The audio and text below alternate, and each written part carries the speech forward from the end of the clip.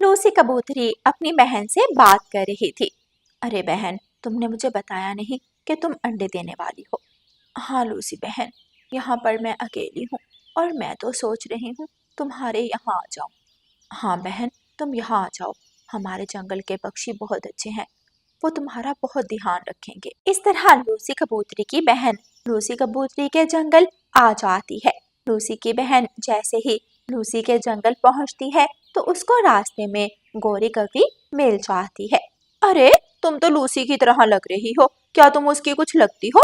मैं लूसी की बहन हूँ, मैं अंडे देने वाली हूँ, तो मैं लूसी के यहाँ रहने के लिए आई हूँ। अच्छा, तो लूसी की बहन, आओ मैं तुम्हें उसके घर तक छोड़ आऊं। गोरी कवि लूसी की बहन को लूसी के घर छोड़ देती है और अपने घर आ जाती है। गोरी के फोन की घंटी बजती है। गोरी कवि फोन उठाती है। हेलो, कौन बोल रहा है? गोरी की माँ जवाब देती है। गोरी बेटी, मैं तुम्हारी माँ बोल रही हूँ।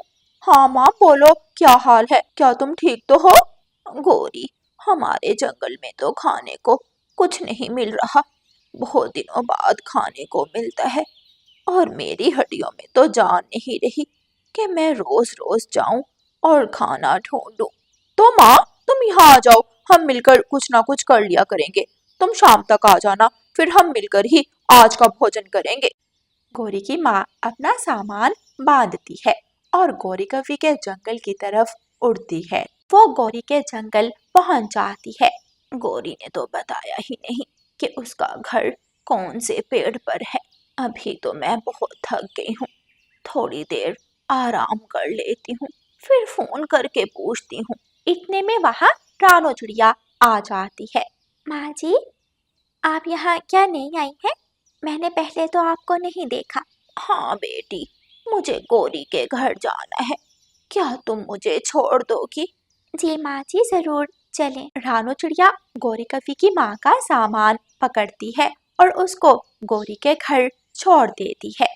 चिड़िया बेटी, आओ अंदर, कुछ ठंडा पी लो। नहीं माँ जी, अभी मैंने पानी भरने जाना है, वरना जरूर बैठती। धन्यवाद बेटी तुम्हारा। रानो चिड़िया वहां से चली जाती है और गोरी की माँ दरवाजे पर दस्तक देती है। अरे गोरी, दरवाजा खोल, क्या मैं यहाँ गर्मी में खड़ी और काली हो जाऊं? क्या कर रही है? शुक्र है चिड़िया चली गई, वरना पता नहीं ये गोरी क्या ही करती है, तो मेरी ही बेटी। माँ, खोलती हूँ। गोरी कवि दरवाजा खोलती है। अरे माँ, क्या हो गया? मैं जरा काम कर रही थी, आओ अंदर आ जाओ। गोरी की माँ और गोरी घर के अंदर चली जाती हैं। गोरी अपनी माँ को ठंडा लाल शरबत देती है। गोरी बेटी, मुझे तो बहुत भूख लगी है, कुछ खाने को ला, ये शरबत पीकर मेरा पेट नहीं भरेगा। माँ, मेरे पास तो दाना है और वो तू खाएगी नहीं, मुझे तो अंडे पसंद है। वो है तो बता, वरना मुझे पहले बता दी, अगर तू कुछ कर नहीं सकती थी। माँ, अंडे तो इंसानों की बस्ती से मिलेंगे और मुझे डर है कि कहीं मुझे किसान पकड़कर कैद ही ना कर ले, तू यही दाना खा ले। गोरी, मुझे नहीं पता, मैंने तुझे सारी जिंदगी खिलाया और जब तेरी शादी हो गई तो तूने मुझे भुला ही दिया, और अब जब मुझे तेरी जरूरत है तो तू नजरें फेर रही है। गोरी की माँ रोने लग जाती है। माँ, ये आंसू ना मुझे दिखा, कुछ करती हूँ। गोरी कवि अंडा ढूंढने निकल जाती है। लूसी अपनी बहन को बुलबुल डॉक्टर के यहाँ ले जाती है। लूसी, अभी तुम्हारी बहन के अंडे देने में दिन है, तुम इसका ख्याल रखो और इसको मीठे मीठे फल खिलाओ। रास्ते में लूसी और उसकी बहन को गोरी कवि मिलती है। अरे लूसी, अब तुम्हारी बहन ठीक है क्या? हाँ गोरी बहन, बुलबुल डॉक्टर को दिखाया है, मेरी बहन कुछ दिनों में अंडे देगी। ये तो बहुत अच्छी बात है, चलो मैं चलती हूँ। गोरी कवि इंसानों की बस्ती में पहुंच जाती है। वहां जाकर गोरी कवि सोचती है, क्यों ना मैं किसान की पत्नी से एक अंडा मांग लूं, क्या पता वो रहम खाकर मुझे एक अंडा दे दे। गोरी कवि ऐसा ही करती है। नहीं नहीं कवि, मैं तुम्हें अंडा नहीं दे सकती, हमारी मुर्गियां सही से अंडे नहीं दे रही, मेरा बेटा स्कूल जाने से पहले ऑमलेट खाता है, माफ करना। गोरी कवि निराश होकर वापस जंगल पहुंच जाती है। जंगल में पहुंचकर गौरी कवि रास्ते में सोचती हुई जा रही थी कि उसे एक मीठा फल नजर आता है। गौरी कवि उस फल को अपनी चोंच में लेती है और घर आ जाती है। माँ देखो, मैं तुम्हारे लिए क्या लाई हूँ, मीठा फल। मुझे नहीं खाना ये फल, अपने पास ही रखो इसे। गौरी, तुम मुझे अंडा ला कर दो। माँ, किसान की पत्नी की मुर्गियां अंडे सही से नहीं दे रही, मैं कुछ दिनों बाद तुम्हें अंडा ला दूंगी। गौरी, मैं खुद ढूंढने जाती हूँ, तुम किसी काम की नहीं। गौरी की माँ घर से निकल जाती है। उसको खिड़की में बैठी लूसी की बहन दिखाई देती है। ये तो मुझे अंडे देने वाली लग रही है, इतना तो तजुर्बा हो गया है मुझे। अच्छा है, जैसे ही अंडे देगी तो एक पी लूंगी, किसी को क्या ही पता चलेगा। ऐसा सोचकर गौरी की माँ घर वापस चली जाती है। अगले दिन लूसी कबूतरी अपनी बहन को लेकर नदी किनारे बैठी थी तो गौरी कवि वहां पहुंच जाती है। लूसी, कितने दिन है नई खुशियों के आने में? बस कल तक गौरी। गौरी की माँ उसी जगह पेड़ की शाख पर बैठी ये सब सुन लेती है और मुस्कुराने लगती है। लूसी कबूतरी की बहन अगले दिन अंडे दे देती है। अब तक तो उस कबूतरी की बहन ने अंडे दे दिए होंगे। गौरी घोंसले में सो रही थी। गौरी की माँ चुपके चुपके लूसी के घर पहुंच जाती है। घर में लूसी की बहन सोई हुई थी और अंडे भी उसी के पास पड़े थे। यही सही मौका है अंडा पीने का। गौरी की माँ एक अंडा उठाती है और जंगल में ऊंची पहाड़ी पर पहुंच जाती है। इस अंडे को पीकर ही मेरी भूख मिटेगी। गौरी की माँ उस अंडे को पीती है और वापस घर आकर सो जाती है।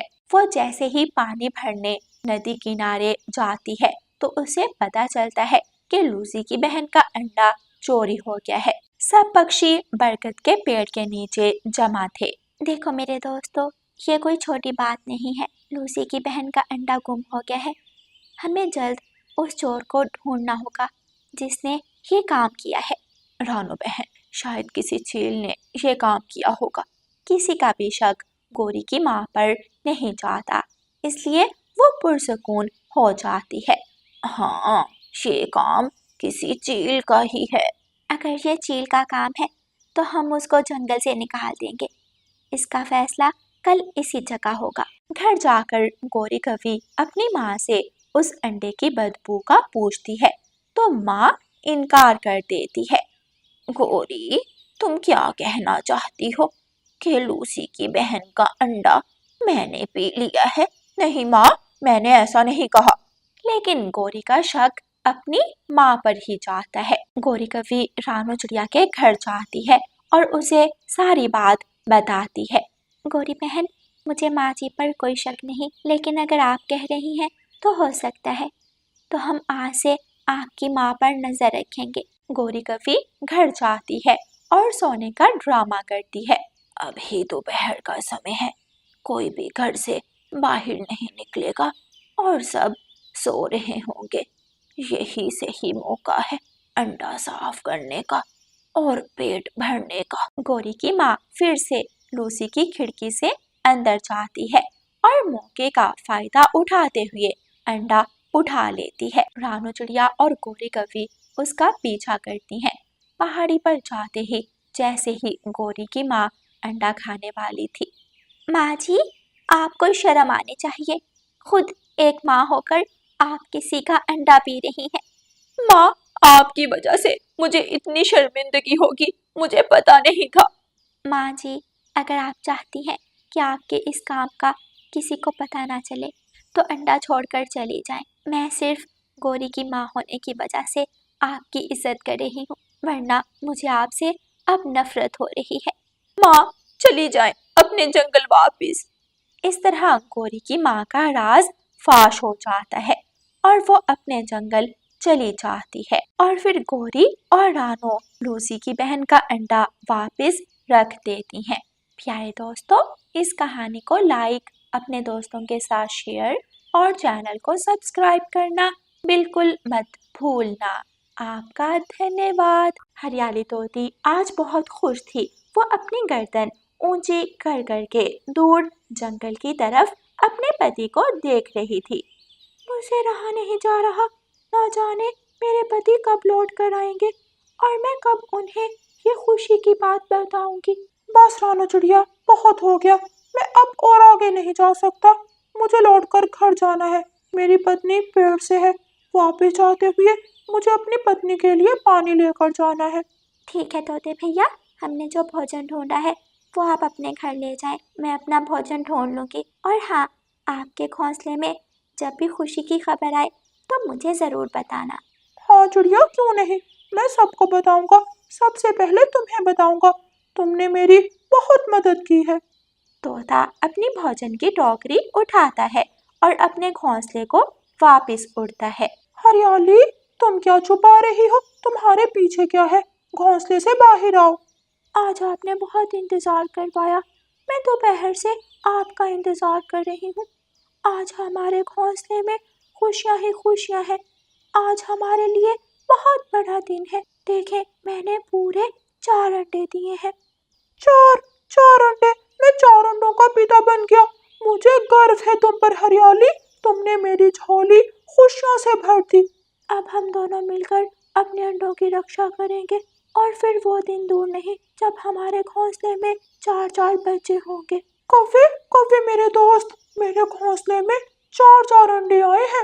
रानू चिड़िया, मेरे घोंसले में 4 अंडे आए हैं। कबूतर मेरे दोस्त, अब कुछ ही दिनों बाद मेरे घोंसले में 4 बच्चे होंगे। तोता खुशी से फूला नहीं समा रहा था। तोता पूरे जंगल में चीख चीख कर सबको बता रहा था। वो बहुत खुश था। झाड़ियों में छुपी काली बिल्ली ऊपर से उड़ते हुए तोते को देख रही थी। मियाऊ मियाऊ, 4-4 अंडे, तोते के घोंसले में 4 अंडे। मेरा बरसों का सपना पूरा होने वाला है। कई सालों से मैंने अंडा नहीं पिया। तोते का अंडा पीऊंगी तो शरीर में ताकत आ जाएगी। मियाऊ।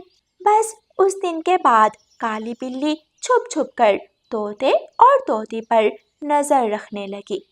मिठू जी, मैं नदी पर पानी पीने जा रही हूँ। आप हमारे अंडों का ध्यान रखना और कहीं मत जाना। हरियाली, आप निश्चिंत होकर नदी पर जाएं। मैं घोंसले में ही बैठा हूँ। हरियाली तोती नदी पर पानी पीने चली जाती है। मियाऊ मियाऊ, तोती तो चली गई। ये तोता ना जाने कब जाएगा और कब मेरा सपना पूरा होगा। मियाऊ।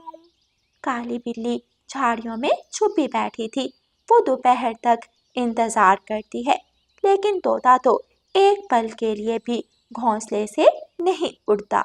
हरियाली तोती नदी से पानी पीकर वापस आ रही थी कि उसे पुराने जंगल में मिर्ची का एक पौधा दिखाई देता है।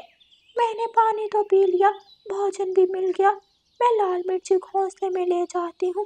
मिठू भी कई दिनों से बहुत थके हुए हैं। आज मिठू आराम कर लेंगे। हरियाली तोती मिर्ची के पौधे से कुछ लाल मिर्ची तोड़ती है और लाल मिर्ची लेकर अपने घोंसले में वापस चली जाती है। हरियाली, तुमने तो कमाल कर दिया। मुझे तो कभी लाल मिर्ची दिखाई ही नहीं दी। मेरी नज़र बहुत तेज है मिठू जी। मैं ऊपर आसमान में उड़ती हुई जा रही थी कि मैंने दूर से लाल मिर्ची का पौधा देख लिया।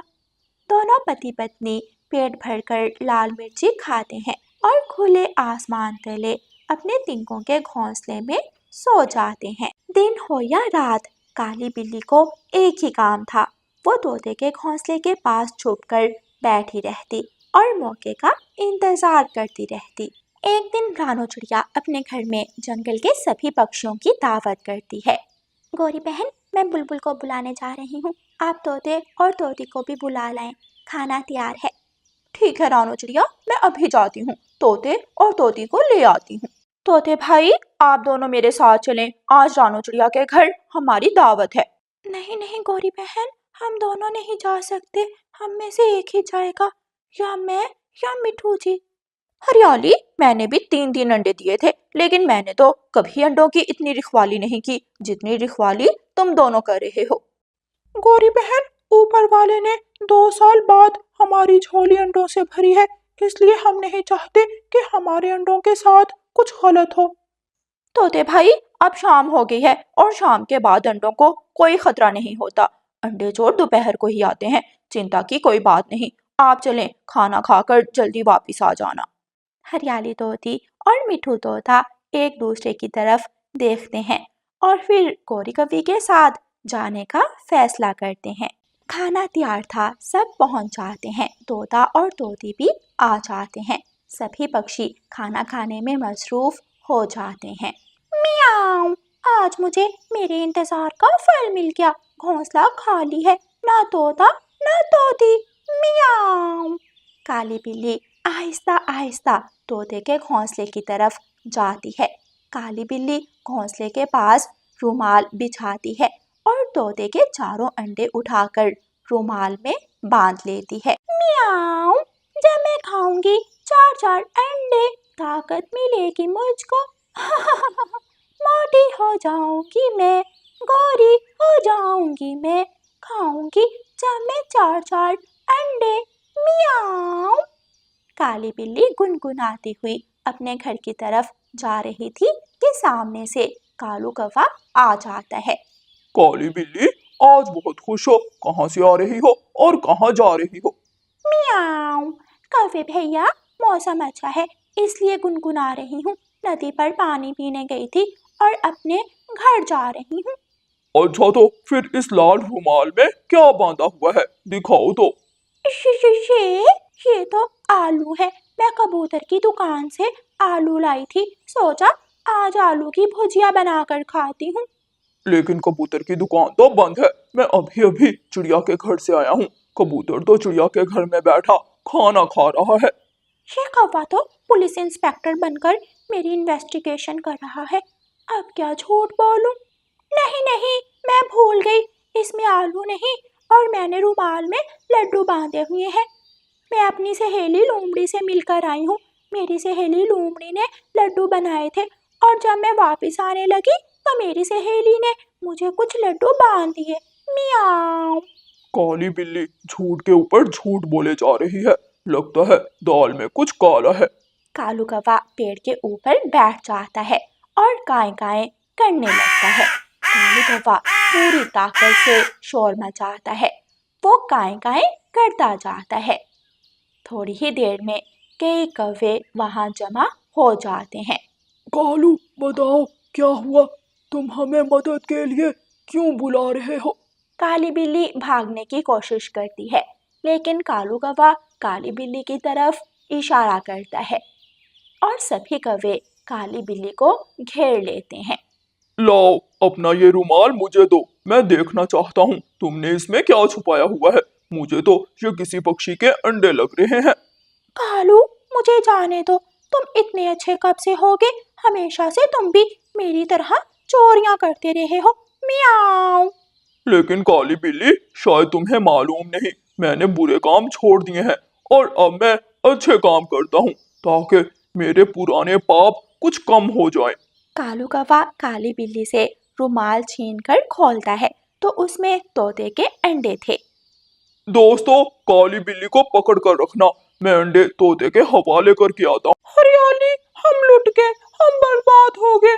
हमारे अंडे, हमारे चारों अंडे गायब हैं। घोंसले में कुछ भी नहीं है। मैं क्यों गई? अगर मुझे पहले मालूम होता तो मैं कभी भी गौरी के साथ चिड़िया के घर ना जाती। मिठू जी, मैंने तो मना किया था, लेकिन आपने ही जाने का कहा था। दोनों पति पत्नी खाली घोंसले में बैठकर रोने लगते हैं। उनकी दुनिया उजड़ चुकी थी, घोंसला उजड़ चुका था, उनकी सारी खुशियां बांध पड़ चुकी थीं। तभी पीछे से कालू कौवा लाल रुमाल लाकर उनके सामने खोलता है। ये रहे आपके अंडे। अभी अभी काली बिल्ली आपके अंडे चुरा कर ले जा रही थी। मैंने उसे रास्ते में देख लिया। अगर मैं समय पर ना पहुंचता तो अब तक काली बिल्ली आपके अंडे पी गई होती। अपने अंडे सुरक्षा देखकर हरियाली तोती और मिठू तोता बहुत खुश होते हैं और कालू कौवे का शुक्रिया अदा करते हैं। कालू, मेरे पास शब्द नहीं है मैं कैसे आपका शुक्रिया अदा करूं? आज तो तुमने सारे पुराने पापों का हिसाब बराबर कर दिया। फिर सभी हंसने लगते हैं और कालू कौवा खुशी खुशी अपने घर वापस चला जाता है। प्यारे दोस्तों, इस कहानी को लाइक, अपने दोस्तों के साथ शेयर और चैनल को सब्सक्राइब करना बिल्कुल मत भूलना। आपका धन्यवाद।